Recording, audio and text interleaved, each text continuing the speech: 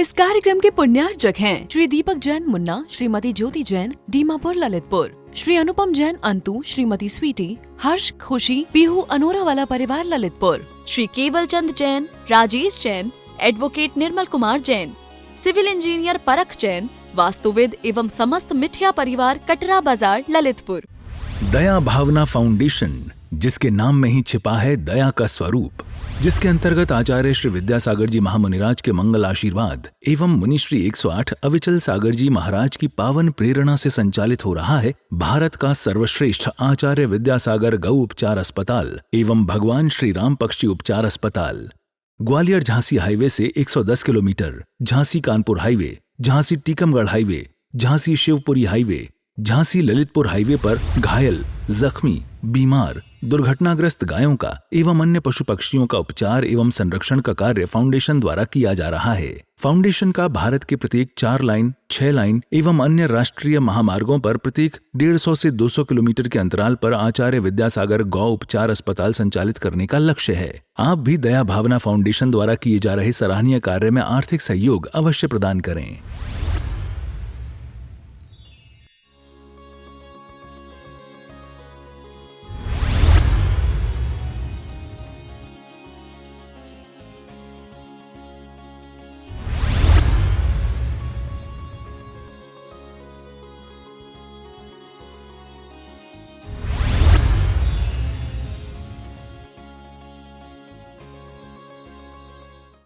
आज का सुविचार, ये आज का सुविचार। तो कोई भी व्यक्ति के पास एक भी सुविचार नहीं है, किसी के लिए भी सुविचार नहीं। आप बताइए, आपकी माता के लिए आपके पास क्या सुविचार है? सु माने अच्छा, अच्छा माने विचार। आपके पास किस जिंदा आदमी के लिए, नाम बताओ, किसके लिए आपके पास अच्छे विचार है? आचार्य विद्यासागर महाराज जी के लिए आपके पास क्या अच्छे विचार है? थोड़ा सा एक 10-20 विचार अच्छा सुना के दिखाओ, 5 विचार बता के दिखाओ। दिमाग काम नहीं करता। और अगर मैंने कहा भी है ना 5 विचार दे दो, तो ये पहली बार निर्माण करोगे अच्छे विचार, इसके पहले तो कभी किए ही नहीं होंगे। समझ में आ रहा है कुछ कह रहे हैं? तो कुछ विचार एक सेंटेंस तो इकट्ठा करो। बोलते ना बूंद बूंद से घड़ा भरता है, तो एक बूंद, पहली बूंद तो इकट्ठा करो। तो एक विचार ले लो, मेरे कर्म, ये मेरे कर्म है, ये मेरा भाग्य है। बोलो, ये मेरा भाग्य है। कोई निंदा दे, आलोचना दे, घृणा करे, नफरत दे, खाना दे, नहीं दे, इच्छा पूरी हो नहीं हो, तेरे अगल बगल तेरे से कोई भी आकर के मुस्लिम में कुट क्यों न डाले, क्या बोलोगे? मुंह लटकाने का नहीं, नाराज नहीं होने का, उदास नहीं होने का, क्या बोलने का? ये मेरा भाग्य है। आज आपके हाथ में हलवा आ गया, पूड़ी आ गई, क्या बोलने का? किसी ने रोटी नहीं दी, हलवा नहीं दिया, सूखा सूखा खिलाया, क्या बोलोगे? ये मेरा भाग्य है। बहुत सारे लोगों ने आपकी उधारी डुबाई है, बहुत बार मांगने के बाद भी दे नहीं रहे, लगता है कि डूब गया, लेकिन फिर भी एक अंदर से आस लगा के बैठे, उस समय क्या बोलोगे? ये दर्द, ये पीड़ा इसके आत्मा के द्वारा मुझे मिल रही है, यही मेरा भाग्य, यही मेरा भाग्य। एक सेंटेंस ऐसा अपने हृदय में अंकित करते चले जाओ, उसको स्वीकार करते चले जाओ। अपनी रोजमर्रा की क्रियाकलापों में ही वो फॉलो होता है। मंदिरों में 1000 नहीं होता। पिता आकर के बोले कि तेरी शादी मैं कोड़ी के साथ कराऊं, वहां धर्म होता है, वहां होता है मोक्ष जाने का मार्ग। ये मैना सुंदरी सिद्ध चक्र विधान पढ़ रही थी, वहां चमत्कार नहीं हुआ था। चमत्कार हुआ था पिता के सामने, जब उसने बोला था कि जैसा मेरा भाग्य, वहां हो गई थी चमत्कार की शुरुआत। यहां नहीं हुआ था सिद्ध चक्र विधान में चमत्कार। वहां उसके सर्वश्रेष्ठ विचार, उसके अंतःकरण में जो उसने प्रकट किए थे, वो वहां देवताओं ने आकर के उसके लिए पुष्पवृष्टि की थी। सिद्ध चक्र विधान के समय नहीं। सिद्ध चक्र विधान तो श्रीपाल कोटि के कारण हुआ था, उसमें मैना सुंदरी का तो कोई रोल नहीं है। उसने अपने लिए किया ही नहीं था, वो तो कोड़ी के लिए किया था, पति के लिए किया था, उसकी शांति के लिए। उसने अपनी आत्मा के हित के लिए जो किया था वो सिद्ध चक्र विधान नहीं किया था। उसने अपनी आत्मा के लिए जो किया था वो पिता के सामने उसने कांड किया था, मेरा भाग्य जहां होगा वहां। और जंगल में बैठ करके सिद्ध चक्र विधान जो किया था वो अपना सुख, अपनी समृद्धि, अपनी ऐश्वर्य के लिए नहीं, वो पति के लिए, वो दूसरों के लिए, वो परोपकार के लिए किया था उसने। क्योंकि वो कोड़ी बना था, उसके पास भी अच्छे विचार नहीं थे मुनियों के लिए। वो कोड़ी फूकट में थोड़ी बन के बैठा था, मुनि की निंदा की थी उसने पूर्व जन्म में, तो उसके खोटे काम किए थे, तो उसके पास अच्छे विचार नहीं थे श्रीपाल कोटी के पास, तो अच्छे विचार नहीं होने के कारण तो कोड़ हो गया था। और यही मैं आप लोगों को प्रेरणा दे रहा हूं कि एक विचार ग्रहण करने की इच्छा, मेरे पास बहुत सारे अच्छे विचार होना चाहिए। कभी ख्याल आता है ये मांगा करो भगवंतों से, मेरे पास ना 2-4 अच्छे विचार तो हो ही जाए। हम कहते हैं 10-20 साल लग जाए, 2-4 अच्छे विचार ही कलेजे में लेकर मर जाओ, देख लेना बहुत अच्छे देव बनोगे। एक देवताओं बनने की एक बहुत अच्छी लोगों के दिमाग में ना एक वहम है, कोई आदमी मर करके देव बन गया, अरे बहुत अच्छा देव बन गया, अरे बहुत अच्छा बहुत अच्छा। आप लोगों को ऐसा क्यों लगता है समझ में आता, मुझे ना कभी खुशी नहीं होती। अब उसके पीछे का कारण भी ऐसा है। मान लीजिए आपके बगल में जो भी व्यक्ति बैठे ना वो नटवर लाल है, जैसे आपके बगल अगल बैठे ना, इसमें कोई ग्रुप में तो होगा कोई गैंग में ऐसा नटवर लाल, जिसकी हरकतें चुलबुली सी होती है, गुटखा खाता है, तंबाकू खाता है, सुट्टा मारता है, मंदिर भी जाता है, अभिषेक भी कर लेता है, हरामखोरी भी कर लेता है, महाराज आ गए तो झंडा लेके आगे आगे भी दौड़ता है, चौका भी लगाता है महाराज के आगे पीछे, मतलब सब सारे फील्ड में बिल्कुल खेल खाल करके हाँ ऑलराउंडर जिसको बोलते। अब मान लो वो मर गया और मैंने आपको कह दिया कि नहीं वो देव बन गया, हाँ महाराज बहुत अच्छा हुआ देव बन गया, आपको क्या लगता है देव बन? नहीं, कोई भी व्यक्ति, जैसे मान लो ये भी इंसान है, ठीक है, ये इंसान है, अभी ये इंसान का स्वभाव जैसा है, बुद्धि जैसी है, विचार जैसा है, चरित्र जैसा है, रुचि जो है, आदतें जो है, ये है इस इंसान के पास, मनुष्य गति में बैठा है। उसकी सोच, उसके विचार, उसका हृदय, उसकी बुद्धि, उसकी वासना, उसकी तृष्णा, उसका अहंकार, उसका घमंड, उसका द्वेष, उसकी मित्रता, उसकी वैरी, सब उसके कलेजे में धर करके बैठा है। उसका भी अपना निजी स्वभाव है, बुद्धि, विचार, अंतःकरण है। वो मर गया, देव बन गया, तो ध्यान रखना देव बनने के बाद भी उसका स्वभाव, उसकी बुद्धि, उसके विचार, उसका चरित्र, उसकी आदतें सेम टू सेम होती है। आपको ये बात पता थी? सेम होती है, कुछ नहीं बदलता। यहां कोई सुट्टा मारने की आदत थी और देव बन गया गलती से, वो वहां बैठ करके भूत प्रेत बन करके वो सुट्टा ही ढूंढेगा, गली में बीड़ी पीने वाले लोगों से दोस्ती करेगा वो। आप लोगों ने पुरानी कहानियां सुनी होगी बचपन में, नाना जी खेत में बैठते थे और बगल से भूत आकर के बैठ के सुट्टा मार के चला गलत नहीं है, वो सही होता है। वो उस देवता बनने के बाद भी उनका जो हृदय, बुद्धि, विचार, अंतःकरण, सोच थी ना, वो नहीं बदलती। वो जैसे के तैसे उसके अंदर फोटोकॉपी जैसी होती ना, आप ऊपर फोटोकॉपी मशीन में डाल दो जो जो लिखा है और नीचे से एक प्रिंट निकल के आती, तो उसमें कोई अलग लिखा हुआ होता है क्या?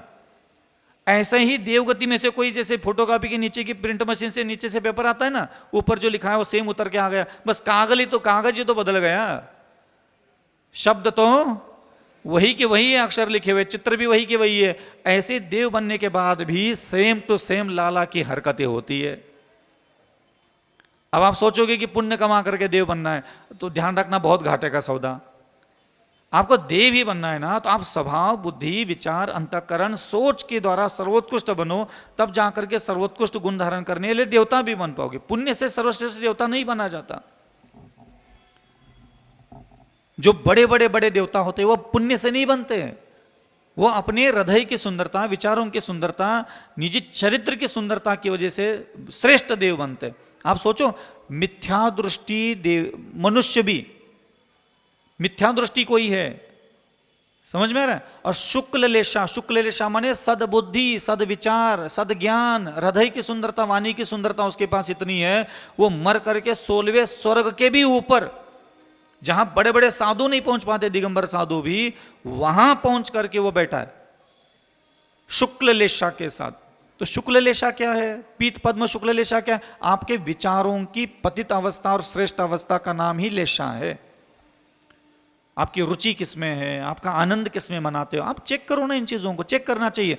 आप अपनी रुचि चेक करो, मेरी रुचि किस में है, मैं आनंद किस में मनाता हूं, मेरा आनंद किन पदार्थों में है, मैं कहां ठहरता हूं, मेरे हृदय की धड़कनें कहां मनोरंजन करती है, मेरी आंखें कहां तृप्ति को प्राप्त कर लेती है, मेरी जिह्वा कब संतुष्ट होती है। आप इनकी लिस्ट बनाने लग जाओ, थोड़ा सा पता चलेगा आपका क्या होने वाला है, कौन सी गति मिलने वाली है, तुरंत पता चलेगा।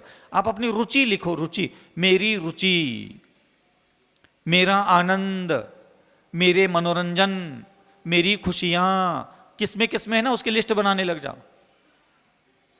तो बड़ी बात नहीं है आपको नरक जाना है कि त्रिंश गति जाना है कि देव बनना है कि मनुष्य बनना है, वो वही पता चलेगा।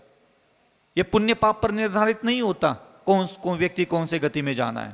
तीर्थंकर बैठे हैं अगले जन्म की नरक गति में, इसे क्या लेना देना। पुण्य और पाप से ज्यादा फोकस नहीं, आप अपनी इन चीजों की तरफ भी ध्यान दो। आपकी रुचि क्या है, आपका आनंद किस में है, आपकी खुशियां किस में है, आपका मनोरंजन किस में है, ये इसकी लिस्ट निकालते हैं, तब व्यक्ति को लगता है कि यार ये क्या चीज है, ये तो बहुत बड़ी बुरी चीज है। तो कभी रुचि बदलने की तरफ, कभी आनंद बदलने की तरफ भी ध्यान देना चाहिए कि मेरा आनंद इन्हीं चीजों मैंने 20 साल से मनाया, शरीर में, अन्न में, वस्त्र में, धन में, वैभव में आनंद मनाया। अरे छोड़ दो अब इसको, थोड़ा सा गुरु के बगल में बैठ के गुरु का आनंद लेते हैं। थोड़ा गुरु का आनंद लेना है, थोड़ा प्रभु का आनंद लेना है, थोड़ा मंत्रों का आनंद लेना है। ये आनंद की वस्तु होती है, ये एकाग्र करके टेंशन में आने की वस्तु नहीं होती है। हाँ, मैं प्रभु का आनंद लेता हूं, मैं एकाग्र कभी नहीं होता। मैं कई बार आपको बोल चुका हूं कि प्रभु में कोई एकाग्र होने की जरूरत नहीं है, आपका आनंद होना चाहिए। प्रभु आपका आनंद हो, मंत्र जपना आपका आनंद हो, स्तोत्र पढ़ना आपका आनंद होना चाहिए। अरे हमें नहीं भक्तामर स्तोत्र की कोई रिद्धिया सिद्धिया प्राप्त करना, टेंशन नहीं लो, कोई कृपा नहीं हो, कोई काव्य हमें फल ना दे चलेगा, हम आनंदित होकर के उसका उच्चारण करें, यह बहुत बड़ी साधना है। हो सकता है आपके स्तोत्र पढ़ने के समय जो आनंद से भरा हुआ हृदय, वो आनंद देख करके देवताओं का हृदय भी आनंदित हो जाता है, वो बगल में आके बैठ जाता है। क्या बात है अविचल सागर, आज बहुत आनंदित दिख रहा है, चलो यार। तो आनंदित व्यक्ति के बगल में कौन जाना नहीं चाहेगा। मुंह लटका के कहीं बैठ जाओ, घर वाले तक बगल में नहीं बैठते, पता नहीं कहाँ बवाल काटेगा, कहाँ बोलेगा ये समझ में आ रहा है ना। प्रसन्न व्यक्ति कोई कहीं बैठा है तो लगता है यार क्या बात है, आज बहुत खुश लग रहा है, जानने की इच्छा होती है, कौतूहल उत्पन्न होता है। तो प्रभु मेरा आनंद बने, मंत्र मेरा आनंद बने, स्तोत्र मेरा आनंद बने, पूजन अष्ट मंगल द्रव्य से आराधना मेरा आनंद का विषय होना चाहिए। एकाग्रता नहीं, भाव लगाने का नहीं, यह आनंद का विषय होना चाहिए। आनंद प्रफुल्लित मना। गुरु के बगल में गए, मुंह उठा के बैठ गए, कहीं भाई आनंद से जाओ ना यार। होगी तकलीफ तेरे घर में, मुझे क्या लेना देना, तेरी परेशानियां, तेरी विपत्तियां, तेरी सारी चीजें तेरे साथ, मुझे क्या लेना देना। आप आओ बैठो, तेरा ये काम नहीं हो रहा, वो काम नहीं हो रहा, मुझे क्या लेना देना। होगा तभी जब तुम्हारे खुद के कर्म कटेंगे। आशीर्वाद से कुछ होता है महाराज, कुछ होता ही नहीं है। होता तो फिर आचार्य श्री मेरे ऐसे छोड़ते क्या, तकलीफ में रखते क्या, मेरा ही कर लेते। लेकिन मुझे मेरे गुरु पर इसलिए ज्यादा विश्वास है कि वो मुझे मेरे कर्मों का फल भोगने देते। मैंने पूर्व जन्मों में निंदा की, मैंने पूर्व जन्मों में आलोचना की, मैंने पूर्व जन्मों में नाना प्रकार के खोटे काम किए, और वो सिखाते है कि भोग इसको अविचल सागर, भोग, मैंने तुझे अपना शिष्य इसलिए बनाया है, भोग, ताकि तू भोग सके अपने सारे पूर्व जन्मों के सारे बुरे से बुरे कर्मों को। बनाया क्यों शिष्य उन्होंने, लाड़ प्यार देने के लिए, हलवा पूड़ी खिलाने के लिए चौकी में। मुनि बनाया ही इसलिए कि तू, मुझे नहीं पता विचल सागर तू नरक गति से आया, त्रिंश गति से आया, देव गति से आया, मनुष्य गति से, हमें कौन लेना देना नहीं है। मैं ये कर रहा हूं, मैं भी पुराने जन्मों के काट रहा हूं, तुझे भी कटवाना है, बोले आ जाओ बैठ जाओ। और जो भी मेरा सुख होगा, जो भी मेरा दुख होगा, वो मेरा ही तो होगा, उनको क्या लेना देना उससे। जो मैंने किया वो मुझे मिलेगा, जो मैंने नहीं किया वो मुझे कभी मिल ही नहीं सकता। चाहे निंदा मिल रही हो, आलोचना मिल रही हो, घृणा मिल रही हो, नफरत मिल रही हो, द्वेष मिल रहा, जो कुछ भी मेरा होगा वो मुझे मिलेगा, चाहे मैं किसी का भी शिष्य क्यों ना बन जाऊं। आज अगर मैं भगवान महावीर के समोचरण में दीक्षा लेकर के बैठा रहता तो आपको क्या लगता है, मेरे पूर्व जन्मों के कर्म मुझे फल नहीं देते, फ्री में बख्श देता कोई मुझे, कि नहीं नहीं नहीं तो मेरा कर्म बोलता, नहीं नहीं तो भगवान महावीर का शिष्य है, तुझे तो मैं बुरा कर्म नहीं दूंगा। क्या लेना देना कौन किसका शिष्य है, कौन किसका भक्त है, कहीं लेना देना नहीं था। कुंभ कहीं भी दुनिया के 3 लोग के किसी भी कोने में जाके बैठ जाओ, तेरा कर्म तुझे सब देगा जो तूने किए है। तूने जो किए है तेरा कर्म तुझे देगा। तू छुपा ले, तू दुका ले, जा कछु भी कर ले चतुर्बुद्धि से, तुझे तो पता रहेगा ना कि हाँ दर्द हो रहा हो, भले दुनिया को बताओ चाहे नहीं बताओ। तो इसलिए ध्यान रखना, कुछ विचार एकत्रित करने के लिए थोड़ा मेहनत करे। हमेशा अपने हृदय को मंत्रों से शांत नहीं किया जा सकता। या आपके हृदय में जितने भी आकुल व्याकुल परिणाम होते हैं ना, और घर गृहस्थी का टेंशन तनाव होता है, उसके लिए कोई मंत्र स्तोत्र काम नहीं आता, उसके लिए एक विचार काम आता है, और विचार आपके पास है नहीं। कुछ विचार करो ना, मैना सुंदर के पास क्या था? मंत्र था, स्तोत्र था, कुछ नहीं था, विचार था। अंजुन चोर के पास भी एक विचार ही था, कौन सा मंत्र तंत्र कुछ नहीं जानता था। और आपके पास क्या विचार है? इतने साल आप जैन धर्म में जन्म लेकर के हुए, आपके पास कौन सा वाक्य है जो आपके मन और 5 इंद्रियों को ठंडा कर सकता है? कुछ है? कहां से लाओगे? खुद ढूंढोगे चाहिए तो, और ढूंढ करके हासिल करोगे। कहां से ढूंढे महाराज? न्यूज़पेपर पढ़ लो, कहीं पोस्टर पढ़ लो, कहीं से तो तुझे मिलेगा। बस पढ़ते जाओ, जिनवानी पढ़ते जाओ, कुछ भी पढ़ते जाओ, सुनते जाओ, कहीं से तो तुम्हें कोई विचार अच्छा लगा ना, उसको रट्टा मारते जाओ बस। इस कार्यक्रम के पुण्यार्चक थे श्री दीपक जैन मुन्ना, श्रीमती ज्योति जैन, दीमापुर ललितपुर, श्री अनुपम जैन अंतु, श्रीमती स्वीटी, हर्ष, खुशी, पीहू अनोरा वाला परिवार ललितपुर, श्री केवल Chand Jain, Rajesh Jain, advocate Nirmal Kumar Jain, civil engineer परख जैन, वास्तुविद एवं समस्त मिठिया परिवार कटरा बाजार ललितपुर। क्या आप वास्तुशास्त्र के अनुसार अपने घर का काम कराना चाहते हैं? तो आज ही जुड़ जाइए सिविल इंजीनियर परख जैन वास्तुविद से, जो अपने वास्तु ज्ञान से कराते हैं सारा काम। जैसे पुराने घर का वास्तु बिना तोड़ फोड़ कर सही किया जाता है, कॉलोनी का लेआउट प्लान, वास्तु की 16 दिशाओं के अनुसार घर की प्लानिंग, वास्तु के अनुसार 3D एलिवेशन। हमारे यहाँ सारे कार्य वास्तु की 16 दिशाओं और 32 प्रवेश द्वार को ध्यान में रखकर किए जाते हैं। स्थान महाकाली लाइन, कटरा बाजार, ललितपुर। तो देर किस बात की, हर वास्तु से जुड़ी समस्या का निदान करेंगे सिविल इंजीनियर परख जैन वास्तुवेद। संपर्क सूत्र 9630845139।